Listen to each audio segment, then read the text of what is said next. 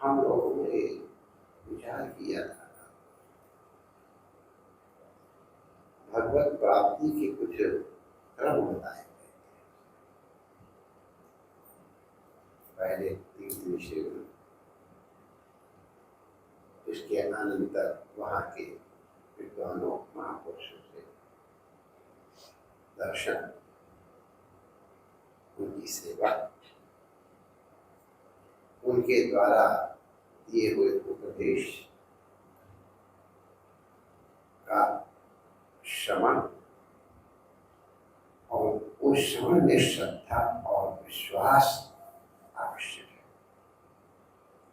और उस श्रवण के द्वारा भगवान की विमल कीर्ति का गान किया जाता है। वो हमारे कान के रास्ते से अंतःकरण में प्रविष्ट होकर के हमारे अंतःकरण को पवित्र कर देता है, और पवित्र अंतःकरण में भगवान की अनुभूति स्पष्ट होने लगती है। ये क्रम हम लोगों ने सुना था। प्रश्न होता है कि तात्पर्य तो हमारा भगवत रसानुभूति से है, तो हम सीधे ही कथा क्यों ना सुनते? काहे को तीर्थ निषेध, सेवा, श्रवण, श्रद्धा, इसे क्या आवश्यक है? तो देखो,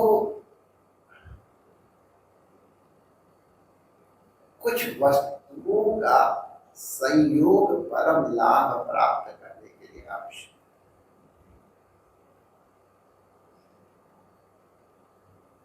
वो सब परिस्थिति हुए तो परम लाभ मिलता है। त्रिफला है, त्रिफला अमृत है, इसमें आंवला, हरड़ और खेला की 3 वस्तु है। एक वस्तु बहुत लाभ करती है, इसकी व्याख्या है आदमी, लेकिन उसके कुछ दोष हैं, उन दोषों को श्रवण करने के लिए दूसरा फल है। तो उस फल को तुरंत करने के लिए दूसरा जो फल दिया गया उसके कुछ है, तो वो इसके दोष को निवृत्त करता है, और प्रथम जो फल है उसके गुण अनुवृद्धि करता है।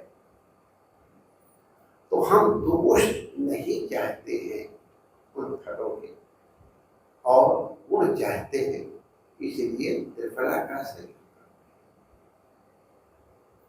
राम एक मंत्र है, मंत्रराज कह लो। राम में 3 मंत्र है, 3 मंत्र है। राम राम आ और मा। रम अग्नि बीज मंत्र है, अग्नि का बीज मंत्र, और राम में र। अग्नि का स्वभाव है दहन का। ये एक अर्थ है, केवल यही अर्थ आप मत समझना। अपने विषय के पोषण के लिए इसकी इस तरह से व्याख्या या दर्शन किए जा रहे हैं। इसको केवल राम की यही व्याख्या है, कृपा करके ये आप नहीं समझे। राम की महिमा, राम शब्द की महिमा अद्भुत है। हम उन सब की महिमा नहीं कर, हम जिस अंश में आपका ध्यान आकर्षण करना चाहते हैं वो रम अग्नि बीज मंत्र है।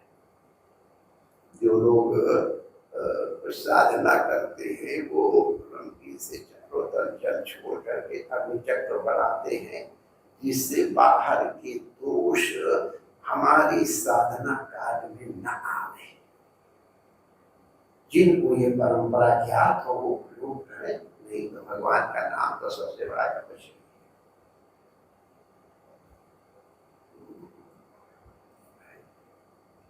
अच्युतानंद गोविंद नामोच्चारण में 1030 सगड़ारों का सत्य। देखिए, जो इसके क्रम है वो विशुद्धि ये सब चीजें हैं।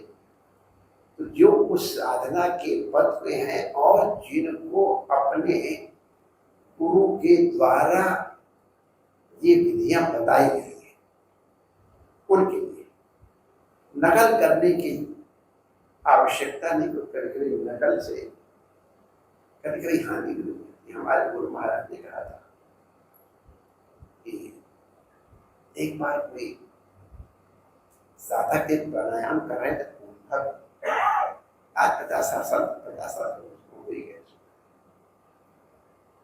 तो कुंभक कर रहे थे और उधर से मालगाड़ी निकली और उसने बड़ी जोर से हॉर्न बजाया। अब ध्वनि के प्रभाव से या जिस प्रभाव से उनकी वायु जो कुंभक की रुकी थी वो आकर के यहाँ एकत्रित हो गए। कैसे हुई, किस नस के द्वारा, बड़ी भयंकर पीड़ा। तब उनके गुरुदेव ने किस तरह से उसका समाधान किया महाराज ने बताया। तो इस तरह की साधनाएं जब तक परिपक्व हो जाए तब तक गुरु की जानकार देख रेख नहीं करना चाहिए। तो र या रम वीर, अग्निवीर, और ये जो कर्म है बंधन, कर्म ही बंधन है। कर्मणा बध्यते जगत्। ये जितने हमारे संस्कार है, ये हमारे पूर्वकृत कर्म है। संचित कर्मों में से जो फल देने के लिए प्रस्तुत हो गए हैं उनको प्रारब्ध कर्म कहते हैं। और उन प्रारब्ध कर्म के अनुसार ये शरीर मिलता है। तो ये शरीर बंधन हमारा है। कहाँ बंधन भी है, मोक्ष का दरवाजा भी है। हाँ, ये बात अकेले बंधन ही नहीं है, ये तो दरवाजा है। इस दरवाजे से अंदर भी आया जाता है और इस दरवाजे से बाहर भी आया। साधन का भी ये है, बंध का भी है और मोक्ष का भी। इस शरीर कोई भी सिद्धि बिना शरीर के नहीं है। इसलिए शरीर की उपेक्षा नहीं करनी है, इसको ध्यान देना। कई लोग शरीर की उपेक्षा करते सोचते कि हम बड़ी अच्छी साधना कर रहे हैं और हम आपकी सेवा में निवेदन करते हैं। अब ये काल भिन्न प्रकार का है, इसमें अन्नमय प्राण है। किसी युग में वायु में इत्यादि थे, उन युगों की बात अलग है। लेकिन इस युग में, इस कलिकाल में अन्नमय प्राण है। इसलिए उचित भोजन इत्यादि के द्वारा तन का पोषण करना चाहिए। वीणा के तार के समान इतना भी न पोषण करो कि डायबिटीज, हार्ट अटैक बीमारी आ जाए, और इतना भी मत करो कि कमजोरी आ जाए। शुगर कम हो गई तो बड़ा, दोनों को गड़बड़ है। शुगर ज्यादा हो जाए तो भी गड़बड़ है और बहुत कम हो जाए तो भी गड़बड़ है। तो इसलिए वीणा के तार के समान टाइट करो, लेकिन इतना टाइट न करो कि तारे टूट जाए, और इतना ढीला मत छोड़ो कि स्वर हो गिर जाए। जितना ऊंचा स्वर चाहिए उतना टाइट करो, लेकिन सीमा। तो शरीर माध्यम खर धर्म साधन, जितने धर्म साधन है उनका उपाय शरीर है। अब इसे चाहे भोग कमा लो चाहे मोक्ष कमा लो, तुम्हारी। तो ये कर्म के द्वारा शरीर मिला है, इसको भोगायतनम कहते हैं। भोग का आयतन है, प्रारब्ध कर्म को भोगने के लिए शरीर है। तो इसमें पाप भी है और पुण्य भी है। पुण्य हमको सत्मार्ग की ओर आगे बढ़ाते और पाप को हम पृष्ठ खींचते। तो ये रम जो है अग्नि है, ये तो सबको जला देगी। पाप कर्म को भी जलाएगी, पुण्य कर्म को भी जलाएगी। लेकिन हम चाहते पाप कर्म तो जल जाए, लेकिन सत्कर्म अवशिष्ट रहे।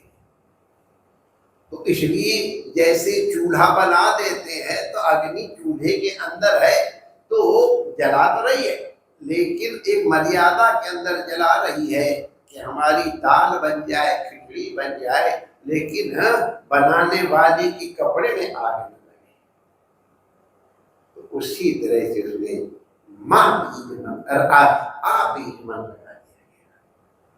आ बीज मंत्र के कारण ये दाहकता शक्ति नियंत्रित हो जाती है और पाप तो निवृत्त हो जाते हैं, लेकिन पुण्य विशिष्ट रहते हैं। अंतःकरण पवित्र होता है सत्कर्मों के अनुष्ठान से। तो जब अंतःकरण पवित्र हो गया तब माँ का उच्चारण करने से ये अमृत बीज है, आनंद बीज है, ये आनंद प्रदान करता है।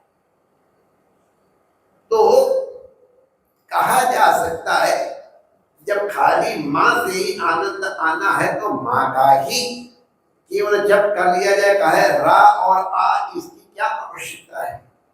तो वही त्रिफला वाली बात और वही बात यहाँ भी पाप नाश पूर्वक जब पुण्यों का संरक्षण होगा, अंतःकरण पवित्र होगा, तब माँ का आनंद अनुभूत होगा।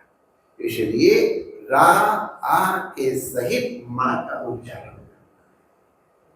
तो उसी तरह से जो एक क्रम बताया गया था, तीर्थ सेवन, श्रवण, श्रद्धा, विश्वास, कथा में, तो वो इसीलिए बताया कि भगवत प्राप्ति के लिए ये सब के सब अंग हैं। अंतःकरण मलिन होने पर भागवत कथा में रुचि ही नहीं होती। जो पापबंद होता है उसको हरि कथा कभी रुचती नहीं, भजन रुचता नहीं है। तो